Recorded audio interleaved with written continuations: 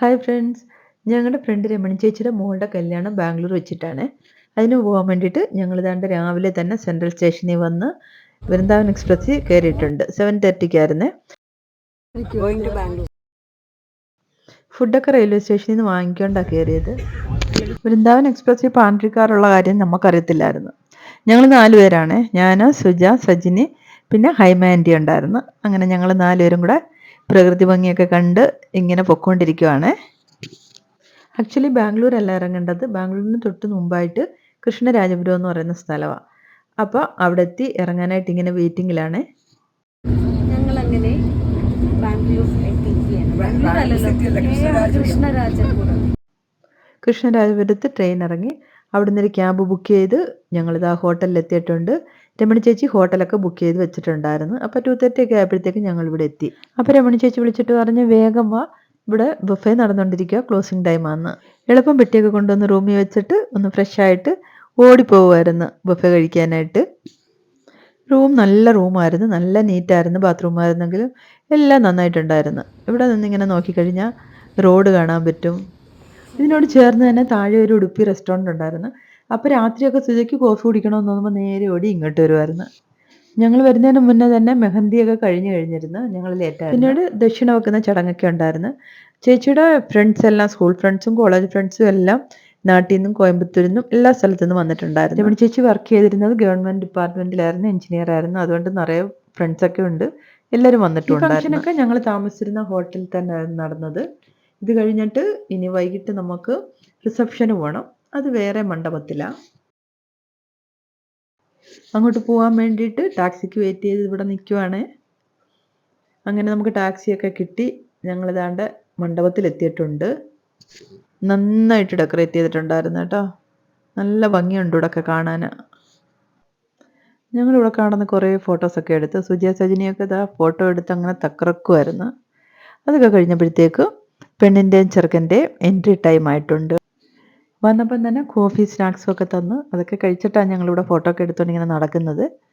അപ്പോഴത്തേക്ക് പയ്യനും പെണ്ണും ഒക്കെ വരാൻ ടൈമായി. അവരുടെ എൻട്രി ആയിപ്പം നടന്നുകൊണ്ടിരിക്കുന്നത് കേട്ടോ.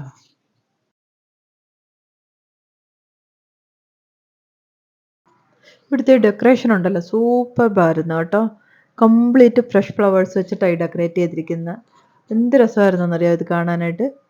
ഫുൾ ഇവിടുന്ന് അങ്ങനെ അങ്ങ് ഫ്രണ്ട് വരെ ഫ്രഷ് ഫ്ലവർ വെച്ച് ഡെക്കറേറ്റ് ചെയ്തിരിക്കുമായിരുന്നു. ഇവിടെ വ്യത്യാസമായിട്ട് തനി ഒരു പാത്ത് പോലൊക്കെ ഉണ്ടാക്കിയിട്ടുണ്ടായിരുന്നു. എല്ലാം ഫ്ലവേഴ്സ് വെച്ചിട്ടാണ് ഇത് ചെയ്തിരിക്കുന്നത്. അപ്പം നമുക്ക് സ്റ്റേജിൽ പോകേണ്ടവർക്ക് സെപ്പറേറ്റ് ആയിട്ട് ഒരു വഴി ഇവിടെ ഡെക്കറേറ്റ് ചെയ്തൊക്കെ വെച്ചിട്ടുണ്ടായിരുന്നു. അപ്പം ഞങ്ങളെല്ലാവരും ഇവിടെ വന്നിങ്ങനെ ക്യൂ നിന്ന് എന്നിട്ട് സ്റ്റേജിൽ പോയി ഫോട്ടോസൊക്കെ എടുത്ത് കുറച്ച് നേരം ഇവിടെ ഇരുന്ന് കഴിഞ്ഞപ്പോഴത്തേക്ക് ഫുഡ് കഴിക്കാൻ ടൈമായി. ഞങ്ങൾ പിന്നെ ഫുഡ് കഴിക്കാനായിട്ട് പോയി.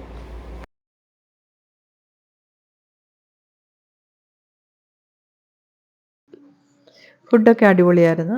കുറേ വെറൈറ്റി ഫുഡൊക്കെ ഉണ്ടായിരുന്നു. അങ്ങനെ ഞങ്ങൾ ഇവിടുന്ന് ഫുഡെല്ലാം കഴിച്ചിട്ട് വീണ്ടും റൂമിൽ പോയി. രാവിലെ 7 മണിക്കായിരുന്നു കല്യാണം. അങ്ങനെ ഞങ്ങൾ രാവിലെ വീണ്ടും ദാണ്ട് കല്യാണത്തിന് വന്ന് രമണി ചേച്ചിയും ഹസ്ബൻഡും കൂടിയിട്ട് ഞാൻ നിറപറയൊക്കെ റെഡിയാക്കുന്നുണ്ട്. അത് കഴിഞ്ഞപ്പോൾ മോളുടെ എൻട്രി ആയിരുന്നു. പെൺകുട്ടിയുടെ എൻട്രി കഴിഞ്ഞപ്പോഴത്തേക്ക് വേറെ കുറേ ചടങ്ങുകളൊക്കെ ഉണ്ടായിരുന്നു. ആ ചടങ്ങുകളൊക്കെ നടക്കുവാണ്. അതെല്ലാം കഴിഞ്ഞപ്പോൾ പയ്യനെ സ്വീകരിക്കാൻ വേണ്ടിയിട്ട് ഇതായെല്ലാവരും റെഡിയായിട്ടുണ്ട്.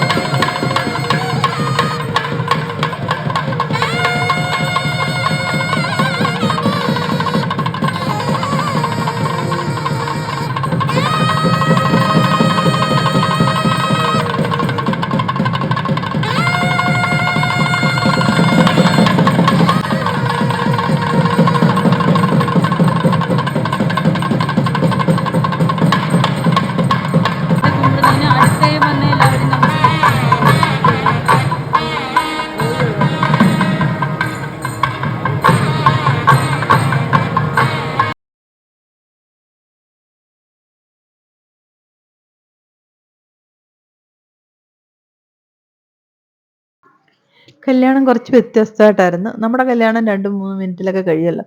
ഇത് കുറേ ടൈം എടുത്ത് നല്ല കുറേ ആചാരങ്ങളൊക്കെ ഉണ്ടായിരുന്നു. ഞങ്ങളിങ്ങനെ അതിശയത്തോടെ ഇതൊക്കെ എല്ലാം നോക്കി നിൽക്കുമായിരുന്നു. നമ്മൾ ആദ്യമായിട്ടാണ് ഇതൊക്കെ കാണുന്നത്. അപ്പം അതൊക്കെ കാണാൻ നന്നായിട്ടുണ്ടായിരുന്നു. അങ്ങനെ കല്യാണവും ഈ ചടങ്ങുകളും ഒക്കെ കഴിഞ്ഞ് വന്നപ്പോഴത്തേക്ക് ബ്രേക്ക്ഫാസ്റ്റിൻ്റെ ടൈം ആയിട്ടേ ഉണ്ടായിരുന്നുള്ളൂ. അപ്പോൾ രമണി ചേച്ചി ഞങ്ങളോട് പറഞ്ഞു പോയി ബ്രേക്ക്ഫാസ്റ്റ് കഴിച്ചിട്ട് വരാം. അങ്ങനെ ഞങ്ങളിതാ വീണ്ടും വന്ന് കഴിക്കാനായിട്ട്. കുറേ വെറൈറ്റി ഐറ്റങ്ങളൊക്കെ ഉണ്ടായിരുന്നു. നല്ല ഫുഡായിരുന്നു. ഞങ്ങളങ്ങനെ ഫുഡൊക്കെ കഴിച്ചിട്ട് വീണ്ടും നമ്മൾ ഹാളിൽ വന്ന് പയ്യൻ്റെയും പെണ്ണിൻ്റെയും കൂടെ വന്ന് കുറേ ഫോട്ടോസ് എടുത്ത് പിന്നെ ഞങ്ങൾ തനിയെ ഫോട്ടോഷൂട്ടായിരുന്നു ഇവിടെ കുറേ നേരം. അപ്പോഴത്തേക്ക് ഞങ്ങളുടെ വേറൊരു ഫ്രണ്ട് സുധയും വന്നിട്ടുണ്ടായിരുന്നു. അപ്പോൾ വീണ്ടും ഉച്ചയായി, ഊണ് കഴിക്കാൻ സമയമായി. ഞങ്ങൾ വീണ്ടും ദാണ്ട വന്നു. ഞങ്ങൾക്ക് ഫുഡടിയായിരുന്നു ഇവിടെ വന്നിട്ട് പരിപാടി കേട്ടോ. ഫുഡ് കഴിഞ്ഞ് ഉടൻ തന്നെ ഇവിടുന്ന് ഒരു വാൻ ഞങ്ങൾ റൂമിൽ പോയി. അവിടുന്ന് ഞങ്ങളുടെ പെട്ടി ലഗേജൊക്കെ എടുത്തുകൊണ്ട് ഞങ്ങൾ നേരെ റെയിൽവേ സ്റ്റേഷനിലോട്ട് ഓടുമായിരുന്നു. വൈകിട്ട് പയ്യനും പെണ്ണും പയ്യൻ്റെ വീട്ടിൽ പോകുന്നതാണ് ഇത്. ഇവിടുന്ന് ഞങ്ങൾ റൂമിലോട്ട് പോവുകയാണ്. അവിടെ പോയി ഇനി പെട്ടി എടുത്തുകൊണ്ട് വേണം പോകാനായിട്ട്. ആ റെയിൽവേ സ്റ്റേഷനിൽ എത്തിയിട്ടുണ്ട്. ഓവർ കോൺഫിഡൻസ് കാരണം ഞങ്ങൾ ഇതാണ്ട് പ്ലാറ്റ്ഫോം നമ്പർ 1 അടുത്ത് തന്നെ ഒരു ഹാഫ് ആൻ അവർ വെയിറ്റിംഗ് ആയിരുന്നു. അങ്ങനെ നിൽക്കുമ്പോൾ ആ കടയിലൊന്ന് ചോദിച്ചപ്പോഴാണ് അവർ പറയുന്നത് ഇവിടെ അല്ല നിങ്ങളുടെ ട്രെയിൻ വരുന്നത്, പ്ലാറ്റ്ഫോം നമ്പർ 4 പിന്നെ ഇതെല്ലാം പെറുക്കി കിട്ടിക്കൊണ്ട് ഞങ്ങൾ കുറേ സ്റ്റെപ്പൊക്കെ കയറി പ്ലാറ്റ്ഫോം നമ്പർ 4 വന്നിട്ടുണ്ട്. അങ്ങനെ ഞങ്ങൾ ഇവിടുന്ന് ട്രെയിനിൽ കയറുവാണേ. ട്രെയിനിൽ കയറി ഞങ്ങൾ രാത്രി 9:45 ആയപ്പോൾ എന്താ ഫ്ലാറ്റിൽ ആദ്യം എന്താ സുജയെ കൊണ്ടുവന്നു. സുജയുടെ ഫ്ലാറ്റിൻ്റെ അടുത്ത് വിട്ട് ആൻറ്റി സജിനി ഞാനും ഡി ബ്ലോക്കിൽ എത്തിയിട്ടുണ്ട്. ഞങ്ങൾ 3 പേരും ഡി ബ്ലോക്കാണേ. ഇപ്പോൾ സമയം ഏതാണ്ട് 10 മണി ആവാറായിട്ടുണ്ട്. വീഡിയോ എല്ലാവർക്കും ഇഷ്ടമായി കാണുമെന്ന് വിചാരിക്കുന്നു. ഇഷ്ടമായിട്ടുണ്ടെങ്കിൽ ലൈക്കും കമൻറ്റും ഒക്കെ ചെയ്യണം. അപ്പോൾ അടുത്ത ഇനി ഒരു വീഡിയോ ആയിട്ട് കാണാം. Thank you. Bye bye.